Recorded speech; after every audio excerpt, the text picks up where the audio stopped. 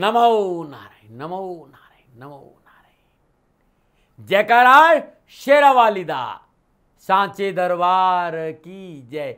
हिमाई सचिया जोता वाली माता तेरी सदा ही जय। 22 सितंबर 2025 शारदीय नवरात्रा। मैंने आप सभी लोगों को बताया कि घट स्थापना कब करें और कैसे कलश की स्थापना करें। घट स्थापना विधि मैंने पूर्ण आपको बताई।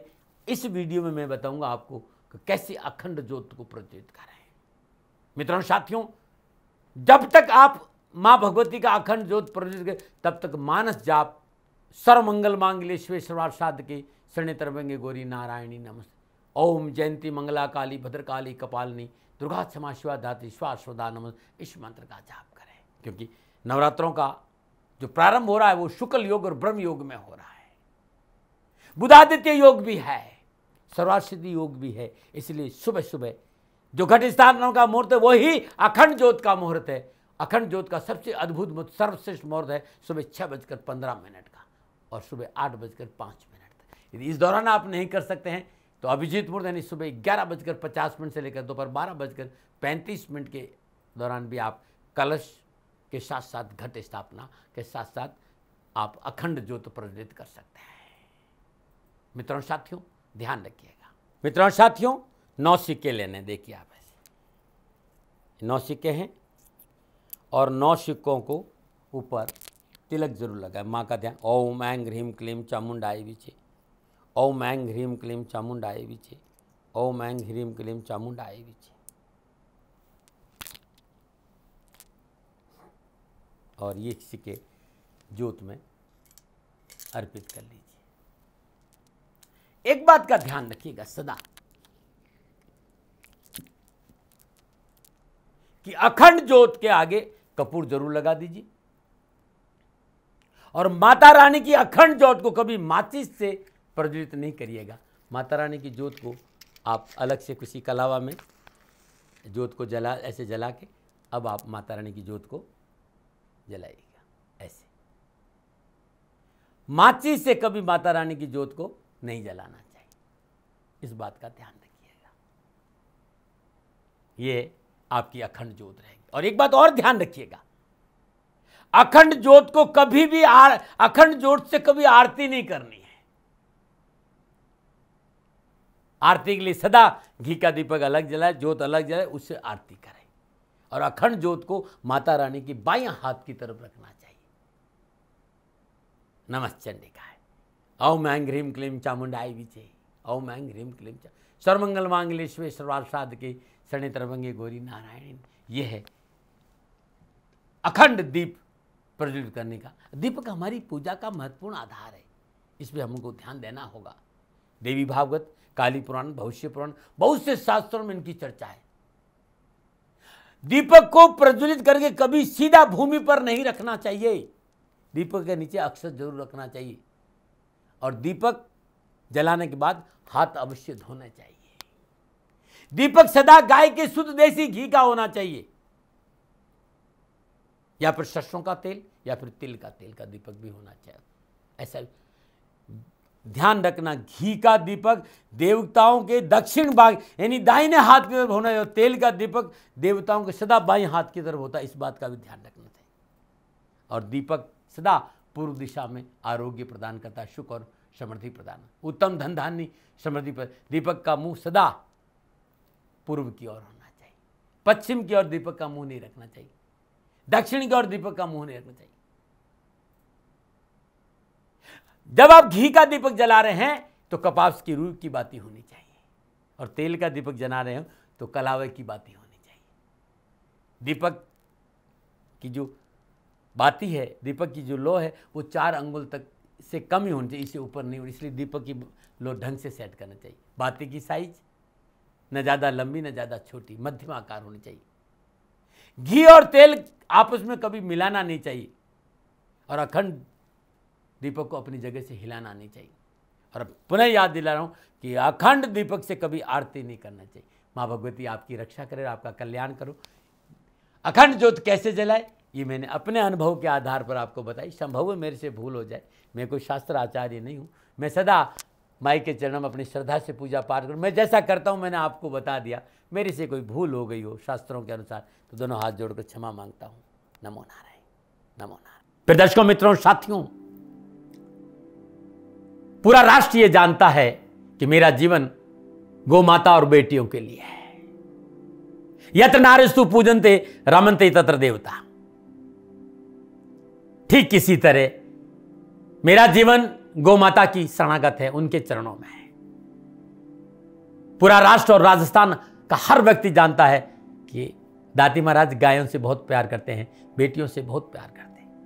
पिछले 35-36 सालों में सैकड़ों हजारों बेटियों के लिए मैंने अपना जीवन दिया है और मैं ये कह सकता हूं कि गौ माता और बेटियों के लिए मेरा संपूर्ण जीवन निछावर है।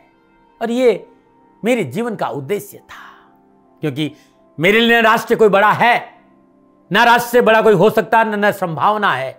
और गौ माता और बेटियां राष्ट्र की धरोहर है, उनके लिए ये करना मेरा कर्तव्य भी था, मेरा कर्म भी था और मेरा धर्म भी था। मैं आपको किसी वजह से नहीं सुना रहा हूं ये बात, बस खाली बता रहा हूं कि ये मेरे जीवन का लक्ष्य था। मैं अपनी राष्ट्र की सेवा करूं, ये मेरा धर्म है, क्योंकि मैं इस राष्ट्र का नागरिक हूं। पिछले 30-35 सालों से मैं बेटी बचाओ गौ सेवा में अपना संपूर्ण जीवन राष्ट्र के साथ लगाया। समय बड़ा बलवान है, समय बलवान होता साथियों। वर्तमान परिस्थितियां आर्थिक दृष्टिकोण से मेरी अनुकूल नहीं है, यह मैं संकेत आपको कई बार दे चुका हूं। धन नहीं मांग रहा हूं। मैंने आज तक राष्ट्र से कभी नहीं कहा कि मुझे धन दो, मुझे पैसे नहीं चाहिए। ना मैंने पहले कभी पैसे मांगे थे और ना मैं अभी पैसे मांग रहा हूं। और ये मेरा अहंकार नहीं है। बात बताना चाहता हूं, मैं अहंकार से ये नहीं बोल रहा हूं, क्योंकि मैं धन को लेकर कभी आपके सामने नहीं आया। ये मेरा निवेदन है।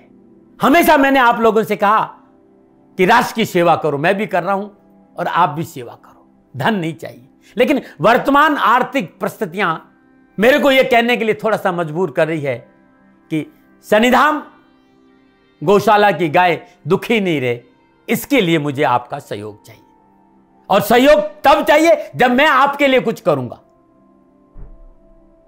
मैं आपके साथ खड़ा रहूंगा आपकी समस्याओं के समाधान के लिए, चाहे वो पूजा पाठ हो, चाहे ज्योतिष हो, चाहे ध्यान हो, चाहे योग हो, किसी भी रूप में आपको मेरे से सहयोग चाहिए।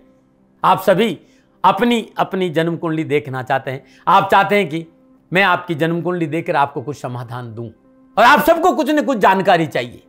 मैं आपके साथ खड़ा हूं, पूरे साल खड़ा रहूंगा, और जब तक जीऊंगा तब तक राष्ट्र के साथ खड़ा रहूंगा। नीचे नंबर आ रहा है, इन नंबरों पर संपर्क करिए और मेरे से बात करिए। लेकिन इसकी एवज में गायों के लिए चारे की व्यवस्था करिए। इसलिए मैंने कहा था कि भाई समय है, दिन है, थोड़ा सा आर्थिक परिस्थितियों को लेकर मैं थोड़ा सा कमजोर हूं, और मेरी गौ माता शनिधाम गौशाला चारे को लेकर परेशान नहीं हो, ऐसा मैं हृदय लेकर आपके सामने आया हूं। लोगों ने कहा कि राष्ट्र आपसे प्यार करता है दाती महाराज, एक बार राष्ट्र से निवेदन करिए। मैं फिर कहना चाहता हूं, मैं धन नहीं मांग रहा हूं, और यह मेरा अहंकार नहीं, मेरी विनम्र प्रार्थना। साथियों, मेरा राष्ट्र सर्वोपरि है। मैं ये नहीं कह रहा हूं, मैं ये कह रहा हूं कि मैं परिश्रम करूंगा आपके लिए, और आप उस परिश्रम के एवज में गायों के लिए चारे की व्यवस्था कीजिए। शनि भगवान सदा आपकी रक्षा करेंगे, आपका जीवन सदा खुशियों से भरा रहेगा, ऐसा मेरा निवेदन है। और वे सभी लोग जो सक्षम है, सामर्थ्यवान है, जिन्हें दाती महाराज के ज्योतिषीय समाधान की आवश्यकता नहीं है, उनको मेरा प्रणाम है। और उन सबको मेरा प्रणाम है जो शनिधाम गौशालाओं को सपोर्ट करते हैं, सेवा में कंधा से कंधा मिलाकर खड़ा रहते हैं। जब से मैंने ये सूचना दी, जब से मैंने ये मैसेज दिया, हजारों लोग शनिधाम गौशाला के साथ कंधा से कंधा मिलाकर खड़े हैं। उन सबको मेरा धन्यवाद, मेरा आभार, अभिनंदन। हर महीने आप में से बहुत से लोग कुछ न कुछ शनिधाम गौशाला में सहयोग करते हैं। मैं उन सब के प्रति पुनः एक बार हृदय से अपना आभार प्रकट करता हूं, और यह सहयोग मैं जीवन भर याद रखूंगा।